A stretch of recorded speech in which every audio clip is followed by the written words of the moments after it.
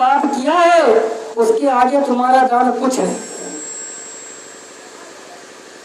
तुम्हारा दान कुछ नहीं है। कहा ठीक है तुम जाओ, हम कुछ विचार करेंगे। चले गए। गोकर्ण महाराज सुबह सो करके उठे, स्नान किया, पूजा अर्पण किया, फिर गए सूर्यदेव को जल देने के लिए। सूर्यदेव को जल देने के लिए गए।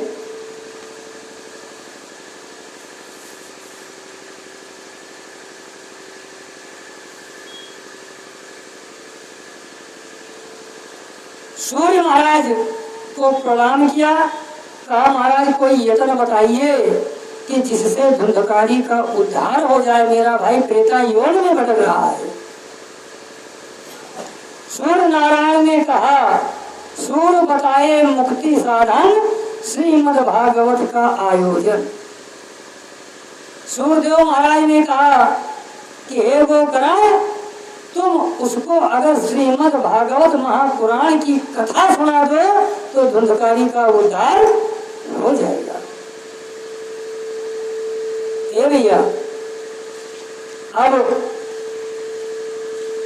भाई के मन में चैन कहाँ, उधर से आए और श्रीमद् भागवत कथा का उन्होंने आयोजन रच डाला।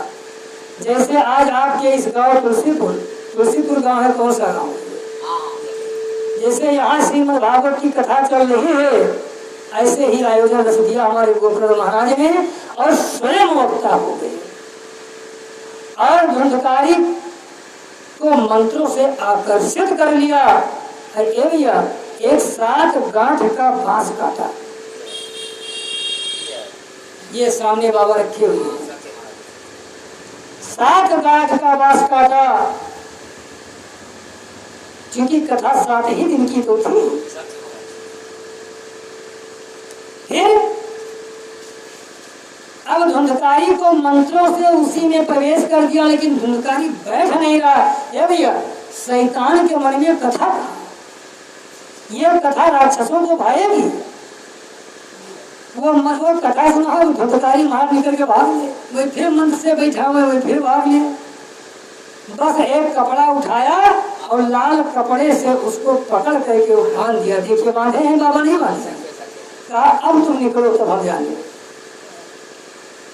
और कथा सुनाना प्रारंभ कर दिया हमारे गोकर्ण महाराज ने। एक दिन की कथा हुई, एक गांठ पड़ गई। दूसरे दिन की कथा हुई, दूसरी गांठ टूट गई। तीसरे दिन की कथा हुई, तीसरी गांठ टूट गई। चौथे दिन की कथा हुई, चौथी गांठ टूट गई। 5वें दिन की कथा हुई, 5वीं गांठ टूट गई। 6ठे दिन की कथा हुई, 6ठी गांठ टूट गई। और हे भैया, 7वें दिन की जिस दिन कथा हुई, 7 गांठ धुंधकारी महाराज की टूट गई। 7 गांठ टूट गई और उसी में से एक दिव्य पुरुष प्रकट हो गया।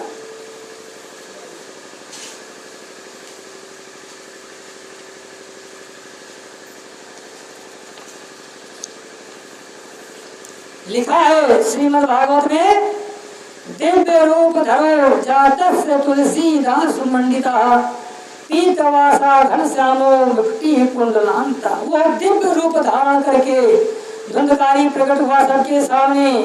उसके मेघ के समान श्याम शरीर, पीतांबर धारी, तुलसी की माला से सुशोभित, सिर पर मनोहर मुकुट विद्यमान था जो कुंडल से झलमला रहा था श्रीमद् भागवत कथा की प्रताप से।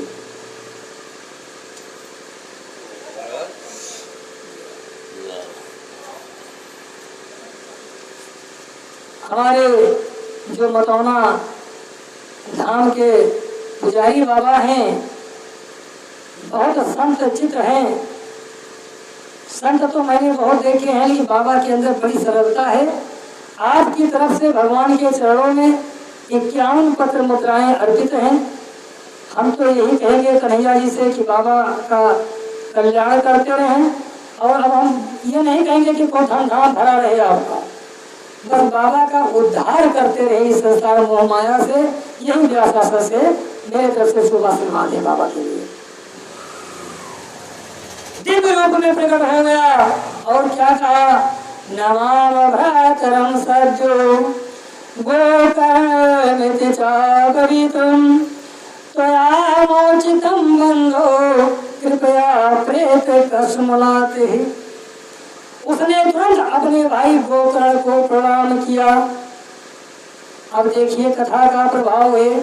अच्छा, छोटे भाई बड़े भाई को प्रणाम करता है कि बड़े भाई छोटे भाई को?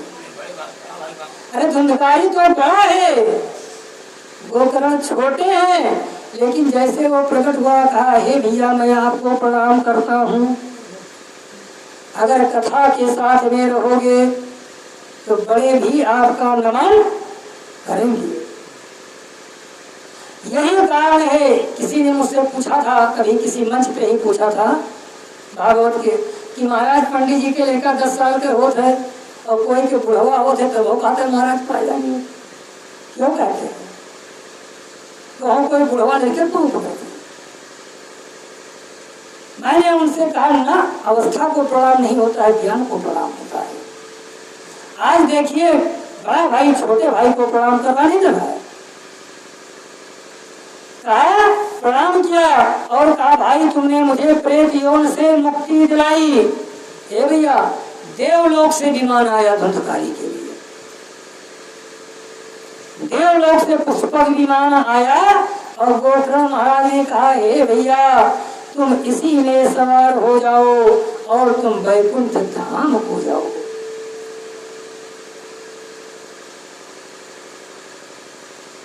गोकर्ण महाराज उसी विमान में बैठ करके और वैकुंठ धाम को चले गए। बोले गोकर्ण महाराज की, बोले धुंधकारी महाराज की, बोले श्रीमद् भागवत महापुराण की। अच्छा भैया एक बात ही बताओ, इतने जने मिलकर कथा सुनत हो और अब भाई एक जन का हम प्रसाद देगी तो आप लोग कहिए महाराज हम कथवा नहीं सुना है, कही हो ना कही।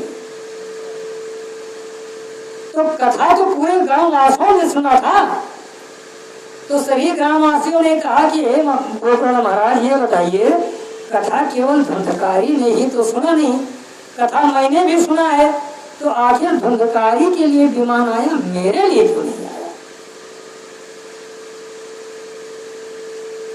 हाँ एक बात ये और बता दें, जो 7 गांठें टूटी थी, बाबा जी बस 2 मिनट, जो 7 गांठें टूटी थी, 7 गांठें कोई बांस की गांठ नहीं टूटी थी।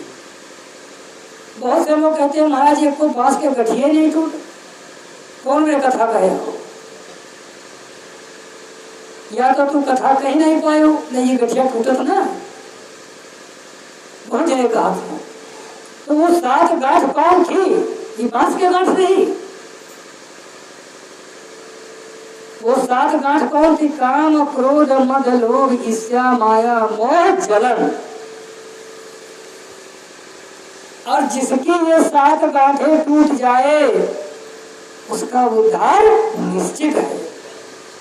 ये मत कहिएगा कि हम लोग कथा सुनते हैं तो मेरा उद्धार क्यों नहीं होता है। ये 7 गांठों को तोड़िए, पहले काम तोड़िए, क्रोध छोड़िए, मोह छोड़िए, माया छोड़िए, ईर्ष्या छोड़िए, जलन छोड़िए, और जिस दिन ये 7 गांठें आपकी टूट जाएगी आपका उद्धार हो जाएगा। मैं इस मंच से कह रहा हूँ, श्रीमद् भागवत साक्षी है इस बात की, और मैं इस बात का मैं आपको वादा कर रहा हूँ आपसे। मन की तरंगे मान लो बस हो गया। 7 गांठें तोड़िए, और 7 नहीं आज तो 1 गांठ तोड़ने को लोग तैयार नहीं है। कोई 1 गांठ तोड़ लो, कोई 1 गांठ तोड़ लो, ना माया छोड़ पाओ तो कहो ठीक है भैया हमको इसे जलन कर देते। जिंदगी में आए कह दो कि आज के बाद हमको जलन न कोई हो, नृप हमें का हानि, कोई राजा हो जाए हमसे काम, भगवान ने दिए वही अब तय करो, कुछ तो करिए। ये गांठें टूटी थी धुंधकारी की, ये गांठ नहीं टूटी थी। कुछ जरूर करिए भैया, कुछ सत्य बोलिए, झूठ ना बोलिए, न ज्यादा तो कुछ ही सत्य बोलो। जहाँ सत्य होगा वहीं तो नारायण रहेंगे, और जब तुम्हारे पास सत्य नहीं है तो नारायण कहाँ से आपके पास रहेंगे। उनका नाम है सत्य नारायण।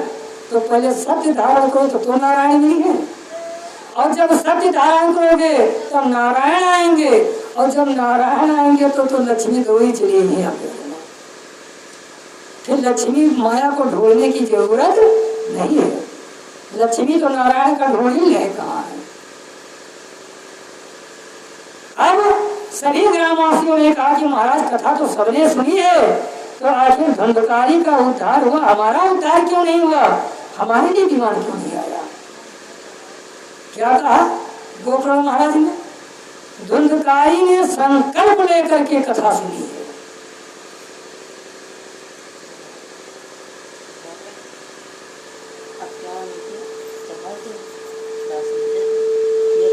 का नाम बोल दी माता जी, कोई लड़का वड़का नाम बता ही दो। तुलसी राम नाम, तुलसी का नाता है। आप तुलसी राम के माता जी। और आपके चलिए, हमारी माता जी आई हैं, तुलसी राम भैया की माता जी हैं, इनका हरिराम नाम। हरिराम। और हरिराम भैया की तरफ से भगवान के पावन चरणों में 51 पत्र मुद्राओं अर्पित हुआ है।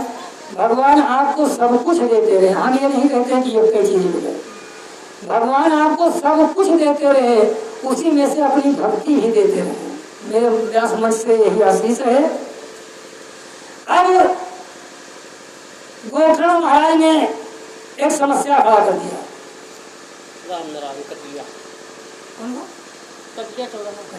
कटलिया राम नारायण चौहान भैया कटलिया की तरफ से 51 पत्र मुद्राएं भगवान के चरणों में अंकित हैं।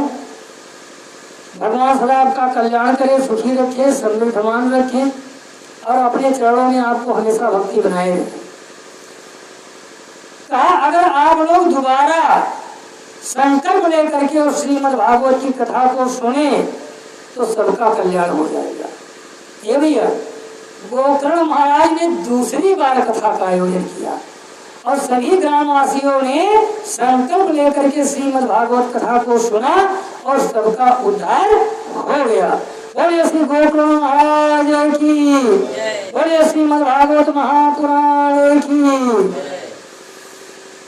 कथा का नियम होता है, आरती से जाइए महाराज जी, माला पूर्ण कर दो, आरती से जाओ। कथा का सबसे बड़ा नियम होता है कि आचार्य के आसन पे आने से पहले आप आ जाइए, और व्यास के उतरने के बाद आप आसन को छोड़िए। कथा का ये प्रथम नियम होता है।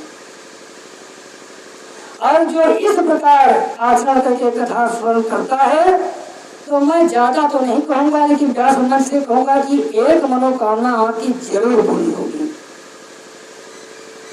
और 7 दिन की कथा सुन लीजिएगा आप लोग, और 7वें दिन आपकी एक मनोकामना निश्चित पूरी होगी। ज्यादा ना मांगिएगा, एक मनोकामना मांगिएगा, निश्चित पूरी होगी। मैं ये वादा करके जाऊंगा आपसे।